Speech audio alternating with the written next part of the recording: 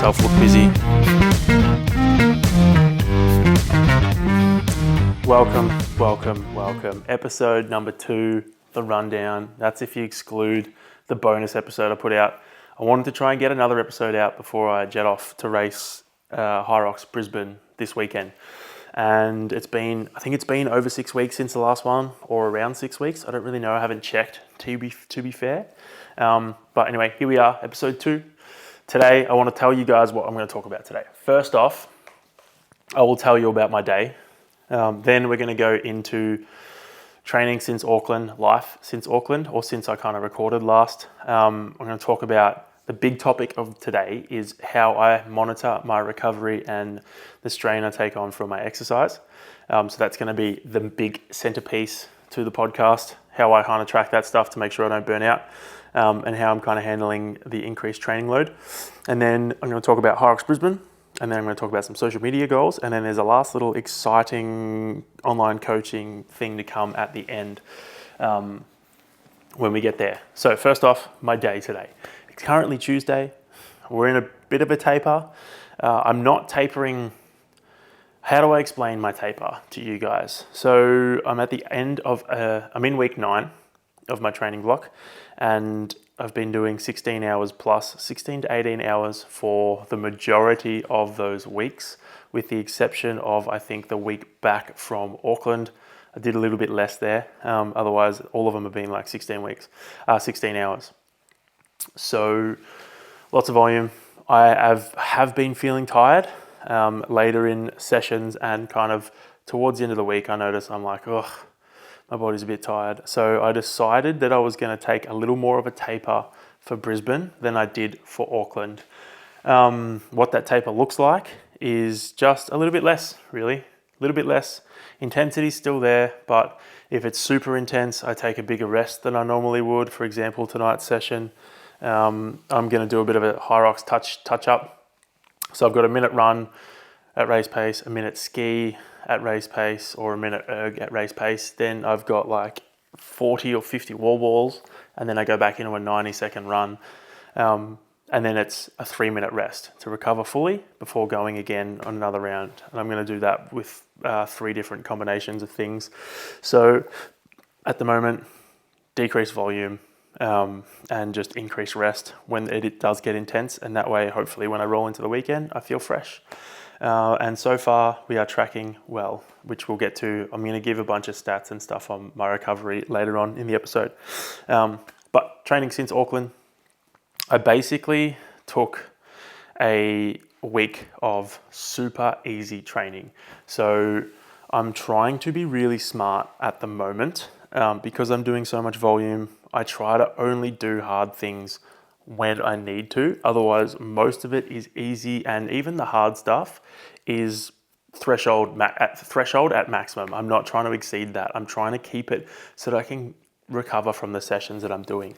And if I do go above threshold, I make sure that there's rest there so that I can recover. That way I can get back into it, or I can come back the next day and keep training. I'm not overextending.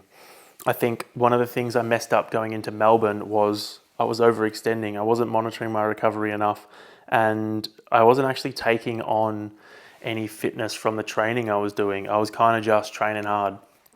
And it probably would have made me fitter had I kind of approached it a bit better and been a bit more smart with how I structured things and where I placed certain things. But I didn't have that knowledge yet.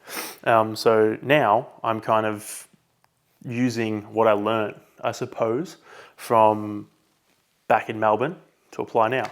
So when I came back from Auckland, that whole week was just easy, nothing hard, light, steady. I did have workouts where there were rest periods in them, but even those ones, I tried not to push too hard while I was working because my body had just raced. I did race twice as well, so my body had raced twice. It was broken down, it needed to repair itself, and I wanted to adapt to that fitness. But I did want to keep my volume high as well. So that's where lots of easy, long stuff came into it. I wanted to keep training, but I also didn't want to give my body more to recover from. So I kept it low until about Saturday, which I think was where I hit my first bit of real intensity. I did a 5K threshold run after hitting a class at Active. I used that as a bit of a feel out to see where I was, and I was like, okay, cool. I think my body's back. I think my body's back to where it needs to be. And then that next week, straight back into it.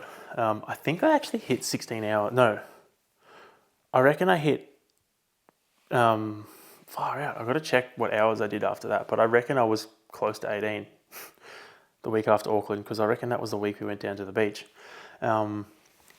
Anyways, training since Auckland has been great. I feel really fit. I feel so fucking strong. This program that I'm on, the one that I've been following, has worked. It's worked wonders. I think a big part of that is the tempo stuff in terms of the strength. That's just given me or allowed me to feel so well-rounded when it comes to certain movements. Even my deadlifts, like I rewind, last year when we did Worlds? Yeah, last year I couldn't fucking deadlift at the start of the year. I just couldn't pick a bar up off the floor without hurting my back. I remember doing rack pulls in the lead up to Worlds, and my back just couldn't handle it. It just wasn't, I don't know what was going on. It just wasn't something that I could do. And I look at my deadlift now, and Monday I hit 150 for 10 reps, being conservative. Like I reckon I could being conservative, and the first 3 were tempo reps. I reckon I could easily hit close to 20 reps at 150 kilos, which is fucked. When I think about it, that's strength and strength endurance, which I'm really happy with. I'm happy I've got that at the moment. It feels really good, and I attribute that to the tempo training that I've been doing. The tempo training I've been doing in my strength, as well as a lot of the high volume stuff off the back of it. I've been doing a lot of unilateral stuff as well. I haven't neglected certain aspects. I've kept, I feel like I've had a balanced approach to it, which is really cool. I feel really strong. I feel really fit. Like even on this morning's ride, I was cruising around. It was freezing cold, by the way. Hated every second of the cold. My hands just don't cope well at all in the cold, and they did not cope well this morning. But yeah, even this morning I was riding along and I was like, fuck, I feel fit, dude. I just feel fit. My heart just feels efficient. My breathing feels efficient. Everything feels really good. So I just think this high volume stuff, my body responds well to it, really well, which is kind of cool. Life since Auckland. Well, how many weekends ago was Auckland? I actually don't really remember, but I feel like one weekend we went down to the beach with Dana and Jilly, and that was fun. If you follow along my Instagram vlogs, you'll see that. It was really fun, but it was also freezing cold. It wasn't warm. It was very windy. I remember running along the beach on the Saturday, and I was just getting pushed around. It was that windy, which is crazy. I'm a big boy. I shouldn't get pushed around by the wind, but I was getting pushed around by the wind. So we did that. Aside from that, it's just been pretty standard. I've still been doing my vlogs on a daily basis, which is, I'll talk about that for a second. Like I have days where it gets really difficult. I find it hard to actually sit down and piece it together, but most of the time I get excited by it, but there are days where the day gets away from me, and then I'm sitting there at like 8 o'clock at night thinking, fuck, I still got to do my vlog. This is hard. I don't really want to do it, but if I don't do it tonight, then it ends. Like the day streak ends, and if the streak ends, then it's not a daily vlog, or it's not vlogging every day until I get sick of it. It's like, oh no, that's it, it's over. So I don't know when I'm going to end it. I'm in day 37 right now, and I will do one for today. I might actually get a clip now of me in the camera lens, but I will do one for today. I will do one for tomorrow. I want 40. I'm going to try and get 40, and then I'll reassess when I get there, because I think what the trouble I might run into is this weekend in Brisbane. I'm not racing until, I guess I could get up early Sunday morning and do it. So I'm already planning ahead. I don't need to plan ahead. But I'm not racing until like at least 7:30 p.m. at night on the Saturday. So it doesn't leave me a whole lot of time to edit a video and make a vlog, but we'll see how we go when we get there, won't we? Hey, let's not worry about that. But I have my days where I'm excited by it, then I have days where I dread it. Like today, I'm not super pumped by it because it is currently 2:30. I'm going to record this podcast for say 40 minutes to an hour, and then I'm going to go train, and then I've got other stuff I want to edit and put together. Like I want to ideally put this out tomorrow. So it does get difficult at times, but at the same time, I love it. I absolutely love it. I wouldn't change it for anything because it's something I'm passionate about, something I enjoy.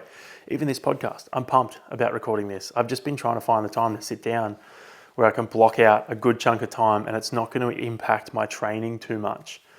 That's one thing I'm, I guess, struggling with at the moment too, is doing, 18 hours of training. It's a lot of time, like time that I could be spending doing other stuff. So it impacts everywhere, I suppose, but I'm not complaining about it because I love it. It is just time consuming. And I think a lot of people, there's a misconception around the idea that do what you love and you'll never work a day in your life. I agree.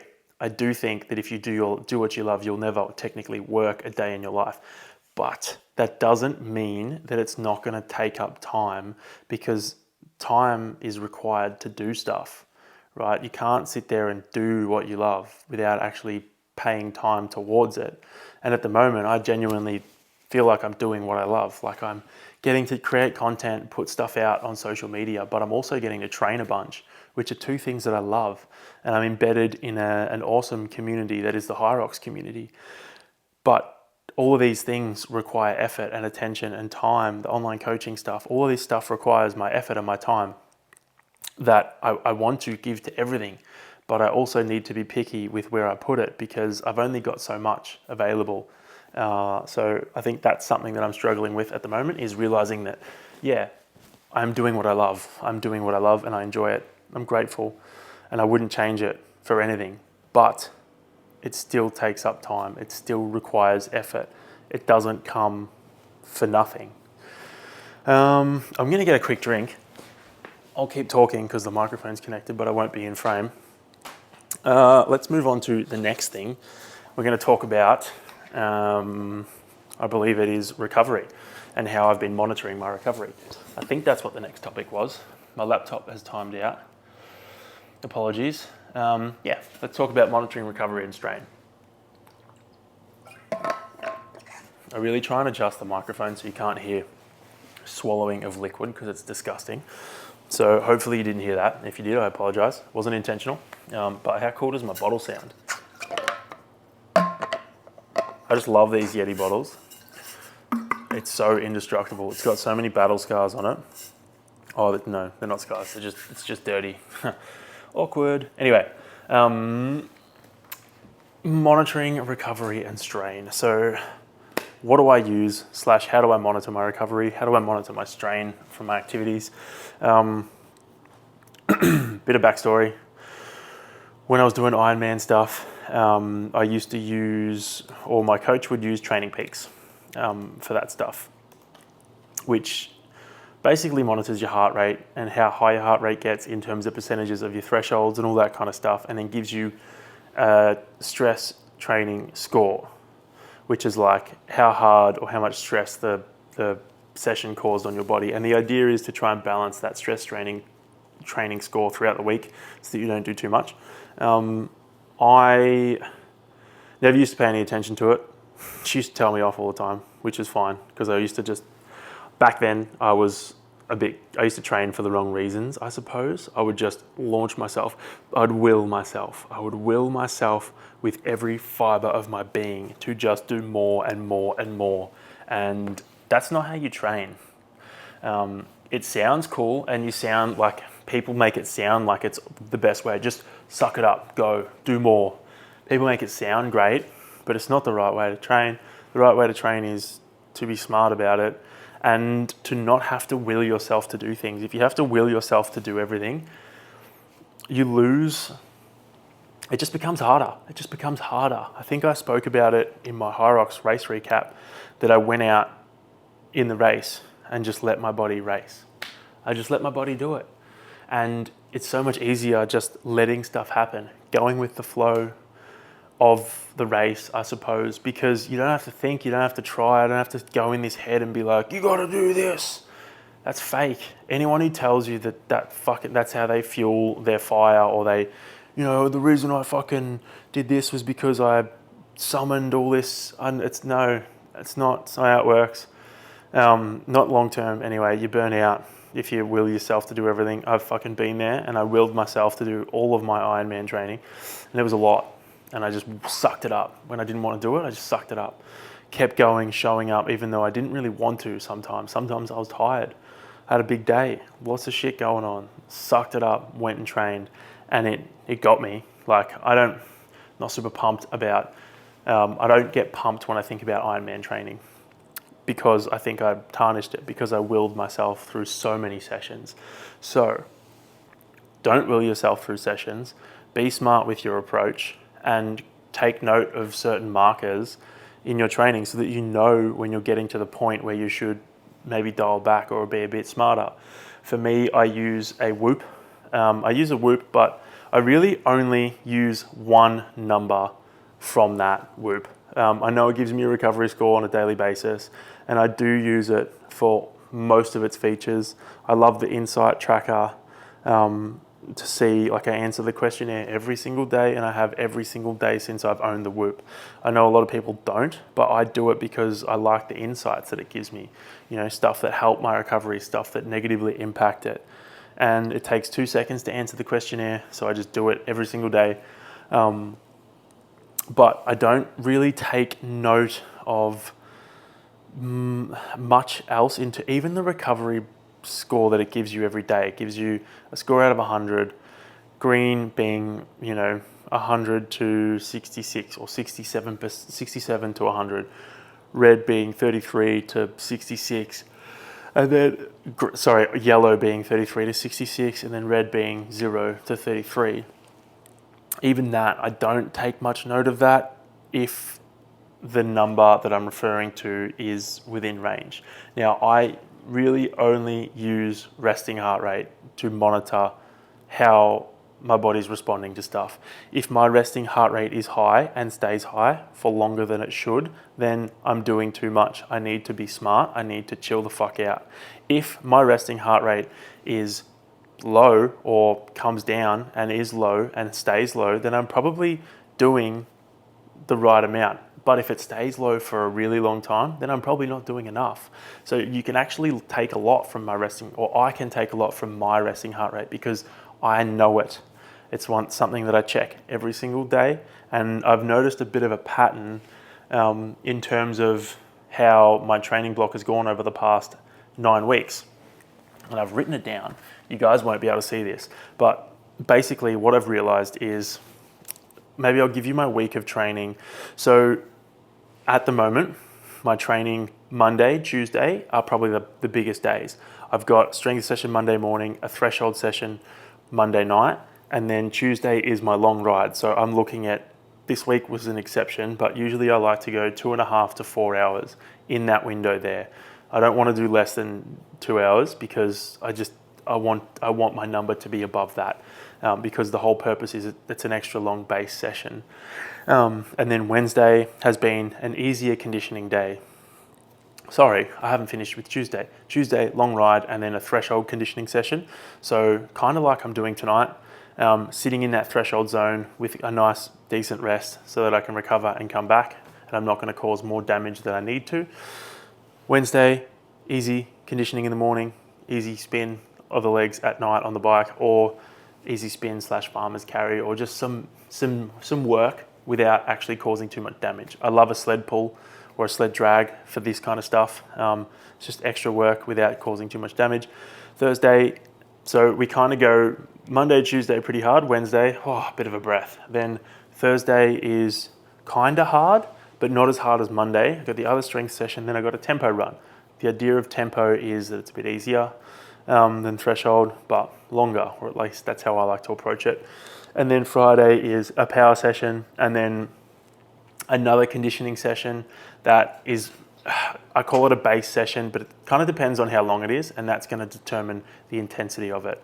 And then Saturday is usually a 40-minute session plus a run. So generally speaking, Monday, Tuesday are my hardest days. Wednesday's a bit easier. Thursday's pretty hard. Friday can So Monday, Tuesday are really hard. Thursday, Wednesday is like, let's say somewhere in the middle. Thursday, Friday are a little bit higher. They're kind of between Monday, Tuesday, and Wednesday in terms of difficulty. Friday is pretty chill. I like to take it as a bit of fun. And then Sunday's rest. Sorry, that took me a long time to get to. How I've noticed my heart rate responds to this is, so let's say I've finished a big training week. I'm sitting there Sunday morning, I wake up. My resting heart rate, I'm going to read for the Sundays across the 8 weeks that I've got Sunday data. Week 1 was week 1 of my program, is 41. Then it's, this is my resting heart rate. Then week 2, 43. Week 3, 41. Week 4, 42. Week 5, 46. You know what was in week 5? Hyrox. So it was higher because I had put a bit of strain on my body the day before. Week 5. Then week 6, 43. Week 7, 44. You know what I did on the Saturday that it was 44? I did my tempo run down at the beach, which was probably harder than I should have run. So it's bumped my resting heart rate up. Week 8, which was Sunday just gone, 42. So you can see, I can tell you exactly what I did the day before when my heart rate was elevated. Even if it's only 2 or 3 beats, it's higher. That's significant. A resting heart rate should be pretty steady unless something has shaken it. Mine, like the fluctuation between say 40 and 47 is where mine fluctuates normally. And if it's closer to 40, that's a good thing.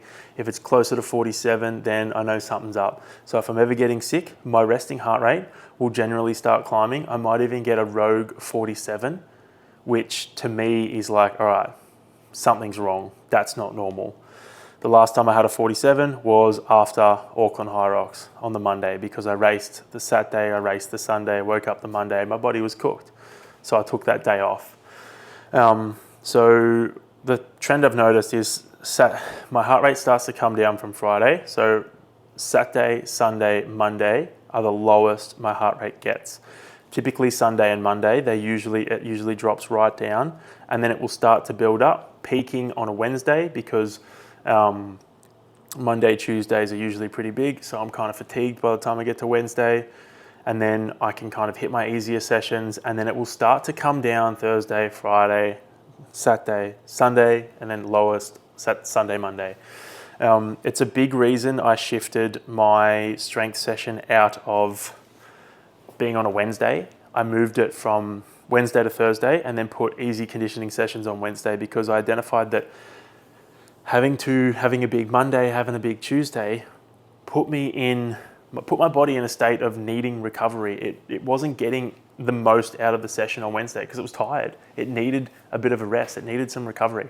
So I changed it to allow for that recovery, and I've seen good positive results in the way of resting heart rate.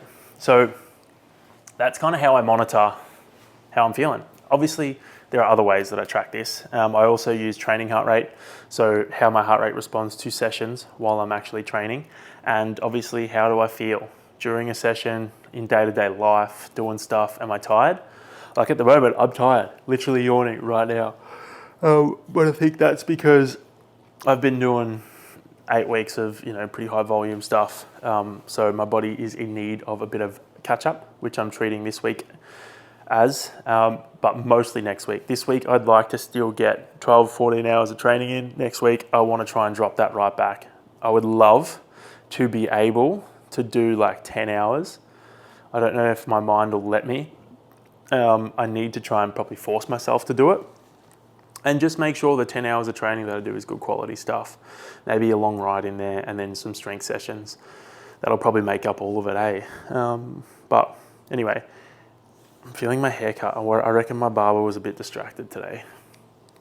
Anyway, those are the ways I like to monitor how I'm feeling, I suppose, during training. One thing I suppose I could talk about, how do you identify it in training if you're not tracking your resting heart rate and stuff?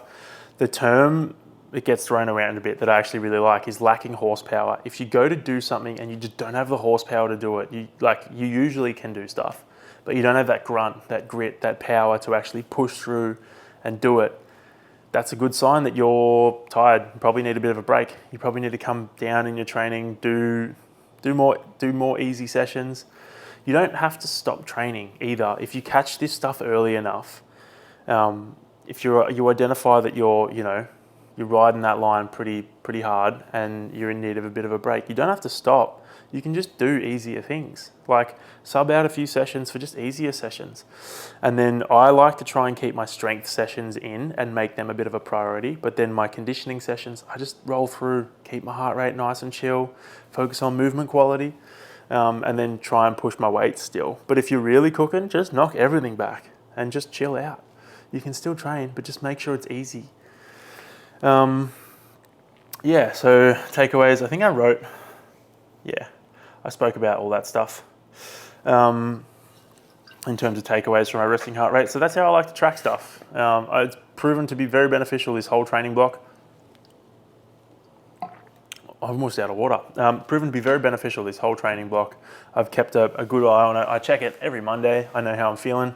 Obviously, sleep plays into it too. If I've had a really crappy sleep, that can affect it.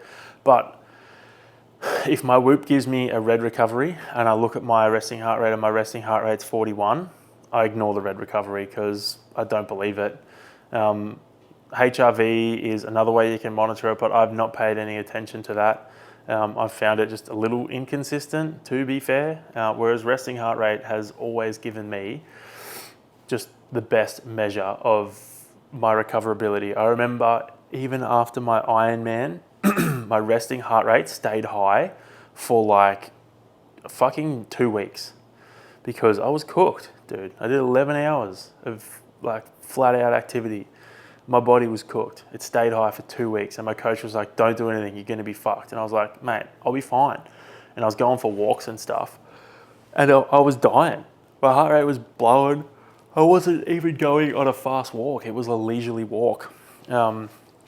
But like I said, my resting heart rate was really high and that was obviously a telltale sign that I was not recovered properly. That's a good way I like to use to track it. And make sure you do track stuff in terms of recoverability, because if you don't, then you're kind of just like flying blind. Like even if you have a coach that's programming for you, I think it's important that you monitor your own recoverability and how you're feeling and how things are kind of going.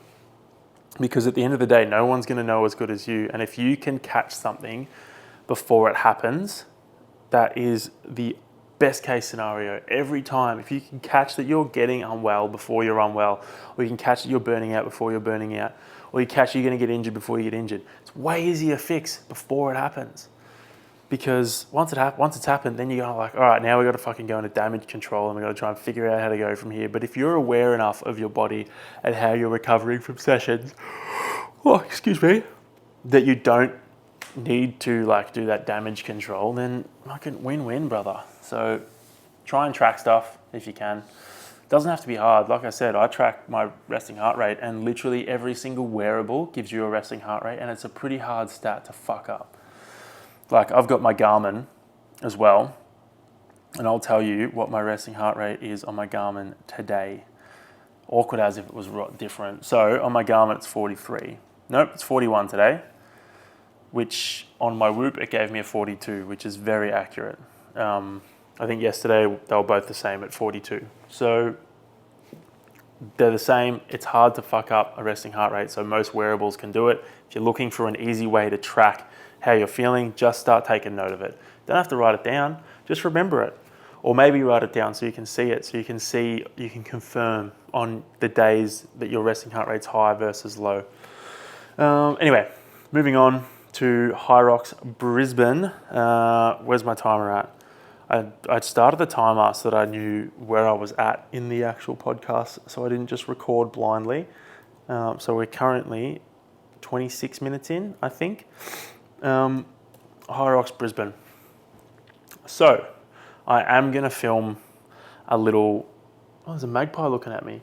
What's up, bro? Oh, he ran off. I like when birds run. It's kind of funny. Yeah, you better run. I'm going to record a little video about my thoughts and feelings on Hyrox Brisbane. So I'll try and keep this, or maybe I'll make this in depth. And that can be a little quick pre-cap of the race. But look, I feel really fit at the moment. I feel really fit, and it's going to be hard for me to go into this race with no expectations, especially how after Auckland went. I think I'm going to have some subconscious expectations. I am working with my psychologist to try and remove that stuff and go into it the same way I was going into Auckland, which is just a race, because that's technically what this is. My training program ends at Worlds, which is ages away. This is literally me building the base so that I can peak for Worlds. This race isn't a peak race. It's not. I just happen to feel really fit. My program seems to be working. So it's not a race I'm looking to go in, excuse me, and win or push really hard. But sorry, I'm going to push really hard. But it's not a race I'm looking to do the best that I can for. But I think I'm in a position where that might be the case at the moment, or it might be the best. It could be the best performance I've put up to date. Because if I take Auckland and I apply it to a normal Hyrox course that's a little bit quicker indoors, I think it's more favourable, and I think I can do really well. So at the moment, I'm really trying to not block it out. I'm trying to accept those, what are they called, expectations, as part of the process. They're part of what I'm doing right now. There's a chance that I do really well. So they are part of it. I accept them, but I'm also going to go into it and just let my body do the race, because if it's fit enough, then it will do what it needs to do anyway. It'll do really well, right? Whether I sit there and make it do it or not, it's still going to do what it can. I'm still going to show up on Saturday night. I'm still going to go as hard as I can. I'm going to come out with the time that I come out with. There isn't really a whole lot that I can change to do any better or worse at this point anyway. Like, it's kind of done. So in terms of the race, I'm a little nervous because I do have those latent expectations sitting there that I'm trying to process. But in terms of how I feel for the actual race, I feel ready. I feel really ready. I feel as ready as I'm going to feel. I'm hoping that I come into it a little fresher than I did Auckland as well, after doing a little bit of a taper this week. But yeah, in terms of the actual race, I'm excited. Hunter's going to be there. Hunter's the biggest dog in terms of Hyrox. He is the big dog. JK is pretty big, but Hunter's bigger, and Hunter's going to be there. And I would love to be in his wave. I'd love to be in the same wave as Hunter. I think that would be awesome. I think it'd be such a cool experience to stand right next to, like, the man, the Hyrox man. I'm actually going to check now to see if the waves are out, because it'd be cool if I could go through that live on the podcast. But yeah, I'm excited to race with Hunter. There's a heap of other people racing as well. Like, Brisbane's stacked, which is obviously going to be fun. Johannesburg and Rotterdam, no. Brisbane's obviously going to be stacked, which is exciting. It's exciting to have a race with so many people in it. So yeah, I'm really excited. I'm excited to get out there and just let my body do what it's got to do. And hopefully it taps into this latent fitness I'm feeling that's just sitting there waiting to be used. I haven't really done a whole lot of Hyrox specific compromise running either, which is I'm going to do a bit today. I literally just got a treadmill, Friday last week. I used it for the first time. So hopefully, man, I keep yawning. It's really unprofessional by me. Yeah, so I just got a treadmill, and I plan on using that in the next phase of my training to do more like Hyrox specific compromise running. Not even Hyrox specific compromise running, just compromise running, full stop, because it's convenient. I can do it in the shed. I don't have to go anywhere. I don't have to run the hills around here. I can just run at a set pace on the treadmill. So I only just kind of got that. I haven't really done any compromise running that's Hyrox specific. Again, same as going into New Zealand. The only things that I've changed since Auckland is nothing. I've done the same. I'm literally following the same program, the same structure. I'm not doing anything any different. I'm doing the same long rides. I'm doing the same kind of runs. The only thing that's kind of changed is this week I'm doing a little less volume because I want to be more prepared or fresher for the actual race. So yeah, I don't really know how it's going to go. I'm excited. I'm excited to go and race. Ames is going to come and watch, which is nice. Wasn't going to because she has to work Saturday, but she's decided to fly up Saturday afternoon, which would be good. It'd be nice having her there to watch me, because it's always nice having someone come and support you, and it means a lot that it's her. So that's exciting. I'm also having someone videography me. I'm having someone film me for the race, which is cool. I'll get some good shots. Although I haven't done shit with. I thought my chair was rubbing on my TV. I haven't done shit with the shots I got from Auckland. I've been so busy. Going back to what I was saying before, there's so many things that I want to do, and I'm finding it really hard to try and get them all done. I enjoy all of them, and I have so much fun. I get so excited doing them, but sometimes I just don't have enough time. And putting together cool videos from Auckland just isn't one of them. I just haven't had time to do it, but we'll make time. See, I've got someone coming to film me, which is sick. I'm excited. I'm excited to go and race. I always love it. I love the vibe around Hyrox races. There's just good people. So many good people. If you see me as well, come and say hi. Please do. Maybe you'll make it in a little vlog. We'll get a video going. If anyone comes and says hi, don't be shy. Yeah. What do I have next? Oh, next was something exciting, wasn't it? Social media goals. Yeah. So, in my social media goals, maybe I'll say, yeah, I'm gonna say the two big things till the end. It'll be a bit of a cliffhanger for you guys. But social media goals, look, they're the same at the moment. I want to keep trying different things. Dana sent me a video for something like a different format to try with the vlogs. To try and freshen it up, try something a bit different. So I'm going to try that. It's more based on vlogging a particular event during the day as opposed to the whole day itself. So picking something and you vlog that. Like it might be, come to the shops with me, I'm going to vlog the shops, or come on a ride, or let's go fucking play with the dogs, or take the dogs for a walk and we're going to do a walk vlog, like something like that. Pick something and just vlog that as opposed to vlogging the whole day. That way you can do a really in-depth job of it. So I'm excited to try that structure. I don't know if I'll be able to do it today because I've already started doing what I typically do. But we will see how we go. Maybe I will. Maybe I'll pick something later in the afternoon. I don't know. In terms of the goals for my social media though, I just want to keep my page growing. I want to reach more people. I think I'm close to hitting 10K.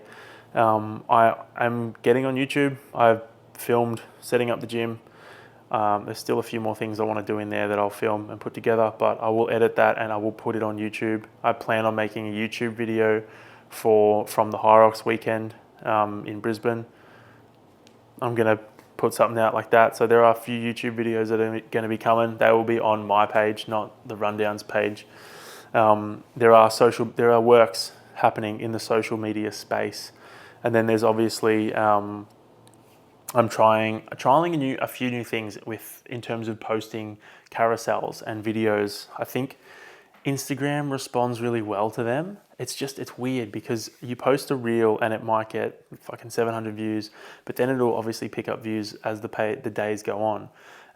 But I have reels that get 2,000 views that might have 23 likes, but then you post a carousel and the carousel gets like 180 plus likes, but the views are down on it. So it's bizarre the different kinds of audiences you hit with the different types of posts that you do. It's bizarre. It's interesting, but it's a little bit bizarre. I actually went on, this is kind of social media related. I jumped on the Train Hybrid podcast with Jackson Harding and Ben. It wasn't last week, it was like Friday. Oh yeah, I can't believe I forgot to mention this earlier. What the hell? So I jumped on their podcast and it was actually really good. They interviewed me about a bunch of things that I guess being on this podcast, my podcast, I run the show. I ask the questions, I talk, I do all the things. And then getting asked questions is different because I'm not used to having my brain picked about, being vegan, how I train, things like that. So it was really nice. It was cool. I was late, which is, I don't like being very late. I don't like being late at all. But I was late. I had the times mixed up. I thought it was 11:30. It was 11 o'clock. Here I was in the kitchen making some food. I just got back from Orna's, which is my psych. What's that on the screen? I wonder if my battery is going to die. Surely not, right? I just got back from my psych, and then I got a message, and I was like, fuck, I'm supposed to be doing a podcast right now. Dog. And then I like quickly rushed to set my camera up. But it was good fun. If you want to listen to that, Train Hybrid podcast, go find it on Spotify. It's probably the best place to find it. It's the easiest and most convenient. And then I had another thought off the back of that. There were questions that people asked. I remember, first one off the top of my head was, when's Ames coming on the podcast? Don't worry, I've told her she's got to come. She will be here soon. One day, maybe the next one, I'll rope her in. I think the best way to get her in on the podcast is to make her watch me record one live, and she can be like my producer from the background and just yell shit out. I reckon that's probably the best way to slowly introduce her to the podcast. But she'll be on here. She'll be on here soon. Wonder what topic we'll do. I'll pick something that'll like rev her up so that I can like argue with her and debate with her. Because that'll be funny. All for your entertainment purposes. Anyway, one of the other podcast questions hang on, I'm looking at them now, reading through them. What keeps you motivated? What keeps me motivated? So I actually answered something very similar on the Train Hybrid podcast, but my motivation is kind of led by what I enjoy doing, if that makes sense. And at the moment, I'm really enjoying Hyrox. And in order to get better at Hyrox and do better at Hyrox, I need to train a certain way. I need to tick certain things off. And that's what I'm doing. I'm doing that because I enjoy it. It's fun. And I enjoy the training, and I enjoy seeing the progress I make in the training. So I think my motivation, or what pushes me to do things, is just because I enjoy it. You know, one day I'm going to get to the point where I don't really enjoy it. So I'm probably going to shift and do something different. I really believe that you can live life by doing the things that you enjoy. And there are going to be ways that you will, make money, or you will be able to survive by doing those things. I think if you truly enjoy them, there will be ways that you can manage. So that's kind of how I stay driven, I suppose.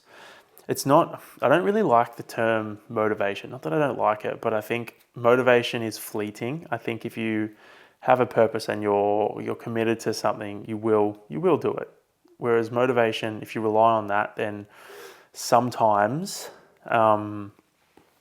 things like sometimes your motivation ain't there. What are you going to do when you wake up and you're not motivated to do something? You have to watch an inspirational video and then you can go do it. I think if you really want something bad enough, or you really enjoy something, or you care about something, maybe it's a care factor thing, maybe it's not even an enjoyment thing. I care about Hyrox at the moment, and I know that if I want to do the best that I can and be the best athlete that I can, I got to get up and train on days that I don't necessarily want to sometimes. Like this morning, didn't want to get up, but I got up and rode because I care about how I'm training for these races. I care about it, and I want to give as much as I can to the process. So maybe it's a care factor thing and not so much a motivation thing. One of the other questions was quite funny, actually. It was fuck one, marry one, kill one, Zenden, cookies, monsters, and something else. Look, I'm never, ever going to stop drinking Monsters, and I'm not going to stop eating choc tahini cookies because they're too valuable, dude. They fuel my soul. And then Monsters. Although on the caffeine Monster thing, I've started taking a powdered pre-workout, which ties into something I'll tell you in a second. But I've started taking a powdered pre-workout, and it's quite good because, this is where I'm torn, because I love drinking a Monster. I am convinced they should do caffeine-free Monsters, and that way I can have it instead of like a soft drink. But I've started taking a powdered pre-workout. It's easier to drink, like as in I can just drink it in less mils, and the caffeine hits there. It's got beta-alanine, it's got citrulline, it's got all the good pre-workout stuff in it, and it's just easy to drink. So I've started having that. which has thrown a bit of a spanner in the works because I want to drink Monsters still, but they're 160 milligrams of caffeine and this pre-workout's 150. So I can't drink a Monster and have this pre-workout, because then what am I going to do when I go to drink my iced coffees? I want to have my iced coffees still. They're a good 80 milligrams a pop. So then I'm sitting there at the end of the day with half a gram of caffeine in my bloodstream, plus thinking, I want to have a good sleep tonight. It just doesn't work. So I don't really know what to do, because there are so many options for caffeine that I love at the moment. And part of my brain is sitting here thinking, maybe you should take a break from caffeine. And I'm like, don't even say that shit, man. Keep that in your head, because I don't want to break from caffeine. But my brain's telling me that maybe I should have a week where I like challenge myself and not have it. So I don't know, dude. I don't even know how we got to there. How did we even get there? That's crazy. That's such a turn of events. Anyway, moving on. Next thing is online coaching stuff. So I am putting together currently 3 programs. 1, 2, 3. I'm unsure of how I'm going to sell them in terms of the structure that they get sold, whether I just make it a once-off payment and you get the whole program, or whether I make it like a drip feed where you get where you get to see it unfold on a weekly basis. I'm unsure of how I'm going to do that, but I'm going to do a strength program. I'm going to do a run build program, and I'm going to do a Hyrox hybrid kind of program. They're all going to be build programs, obviously build performance coaching, but they're going to be like base builder programs. So building a foundation of fitness, strength, all that stuff. The run one's obviously going to be focused on running. It's going to be specific to running, and there is probably just going to be runs in there. I'm not going to sell it with a strength program, with strength work inside it. The strength program is just going to be strength, 3 sessions a week. It's going to be based off kind of what I've been doing, or adapted off what I've been doing. Same with the run one. It'll be adapted off kind of running I've done in the past. And then the Hyrox hybrid build thingo will literally be an adaptation of the program I'm following at the moment.